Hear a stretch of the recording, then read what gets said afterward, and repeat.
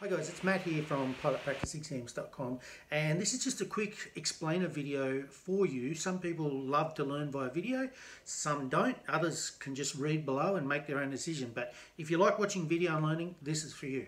So why is Pilot Practice Exams so successful? How do you use it, and how are we getting the results we do?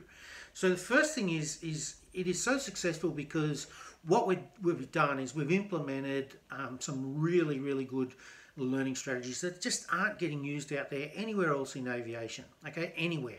And I include this. I've got a lot of respect for some very experienced aviation theory teachers out there, but these strategies aren't being used even by them. So let's take a look at how Pilot Practice Exams works and why we get the results. So the first thing is this: in the industry, the fail rates.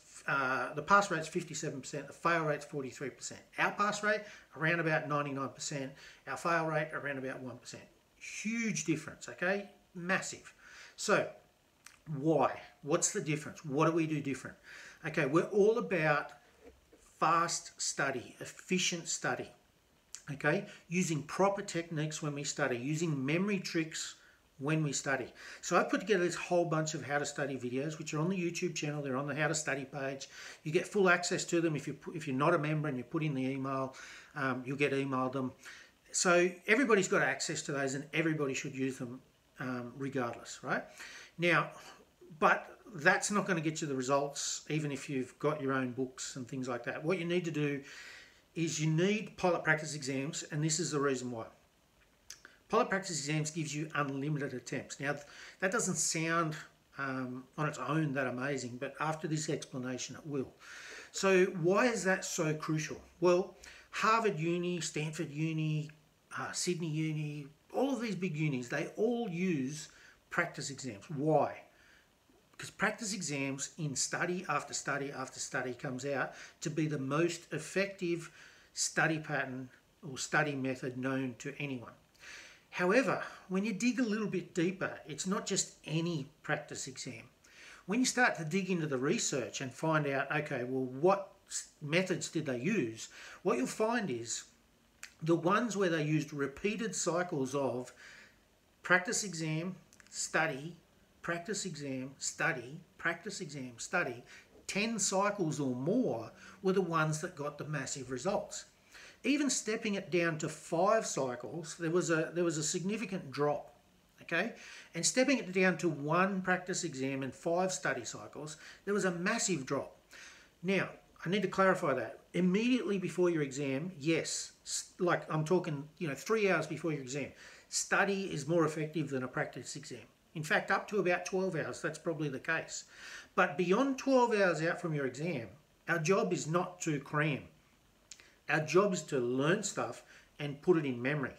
And the best way to do that is these cycles. It's been shown, more than 10 cycles of practice exam and study. Practice exam, study. Practice exam, study. Now, if you can do 20, 30, 40 cycles, that's perfect. That's what's going to make you learn and memorize this. And remember, it's not just about passing an exam.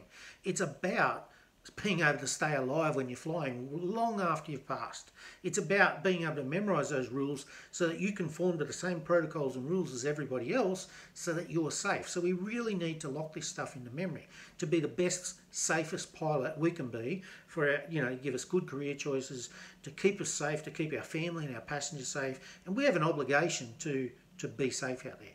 So the other thing is this: the content that you have to learn is massive. The questions that you're going to face are ridiculous. Okay, they are worded ambiguously. A lot of them aren't clear. In my opinion, look, I won't go there, but you get what I was going to say. Okay, so you have these challenges that you wouldn't face in a normal study environment. If you're at TAFE doing an exam, you go and study and you'd pass the exam, right? As long as it wasn't too difficult. This is more like a law or a medicine or an engineering exam. There's a huge amount of content. The content is difficult, and then the exam is made super hard to try and weed people out, basically. So what you need to do is give yourself the best chance you can. You need to utilize all those study cycles. You need to utilize memory techniques while you're doing them. You need to utilize the study techniques that we teach in the videos. You need to do the recording method. So here's how our super cycle goes. The first thing we do is we do a practice exam. Why? Because a few things. We want to get a benchmark of where our learning was so that we can see ourselves improve. We want to work out what it is exactly that we need to study so that you can go hunting in the textbook for that information. Now that's going to do two things. That's going to massively improve your efficiency because you're only going hunting for the information you don't know, not all the information. The second thing is because you're going hunting for that information, your brain is engaged. It's engaged. It's looking for what you need to know. Whereas when you're just studying and reading through the textbook, you know, it's very hard for you to stay engaged. It's very easy for you to drift off. It's very easy for you not to commit it to memory. So we're all about these super cycles of being efficient. So we want to do the pre-test. We want to go hunting for the information.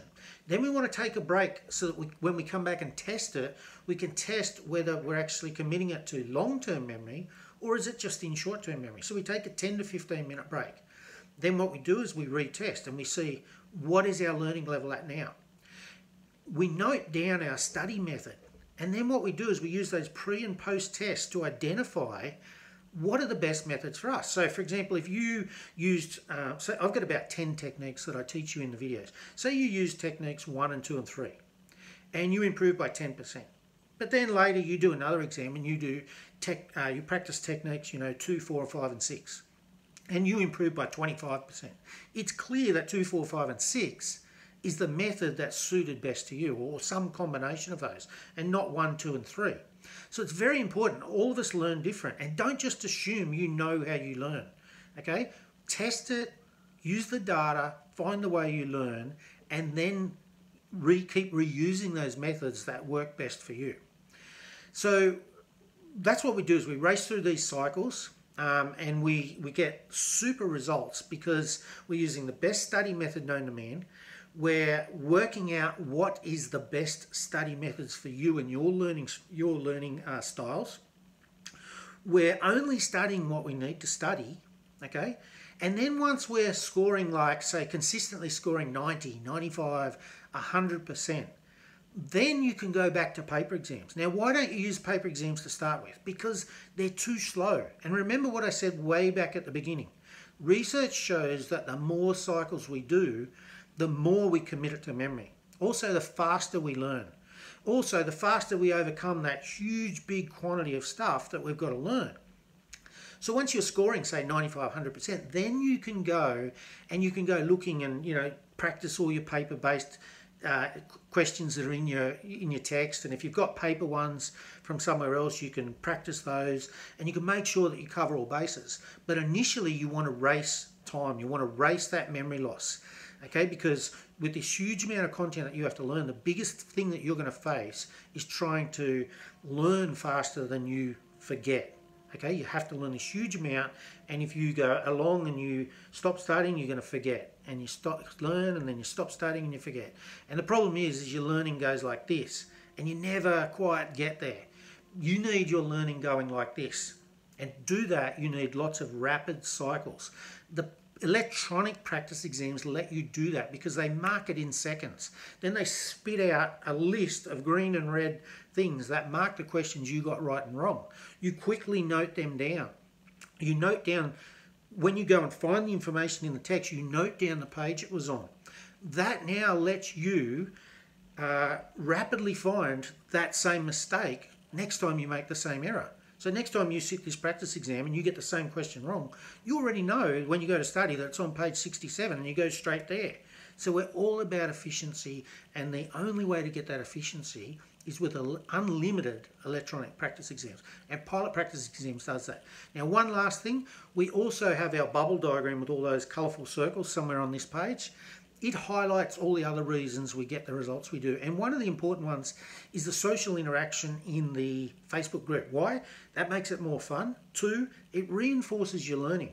Okay? When someone else asks a question about something you studied last week or about something that you're going to study next week and haven't studied yet, that just that little noticing the question or the reminder of the question that you did last week, that's enough to either drive it into memory, oh, that's right, I did that, I remember that, or next week when you learn it, as soon as you start reading it, you go, ah, that's what they were talking about. And you create these mental associations which reinforces learning. So I'd encourage you to jump in the Facebook group and, help answer other people's questions, because you answering other people's questions is also a great way of learning. Ask questions, okay, in there. Now, a few things this PPE is and is not. It is not coaching. I am not here to coach you through this, okay? Yes, I'll be in the Facebook group, and yes, I will answer some questions. There are other people in there that answer questions, and just recently we're trialing paying someone to actually answer some questions in there. We'll see how that goes. So don't buy it though for coaching. What you're buying it for is the ability to be able to use those practice exams over and over and over for 12 months to get you through your exams, and also to to revise after you pass, because you want to lock it into really long-term memory before you forget. So even say it takes you 3 months to pass, you want to spend the next 9 months occasionally, like every second or third week, coming back onto PPE and doing a test so that you can lock it into your long-term memory and be the safest, best pilot that you can possibly be.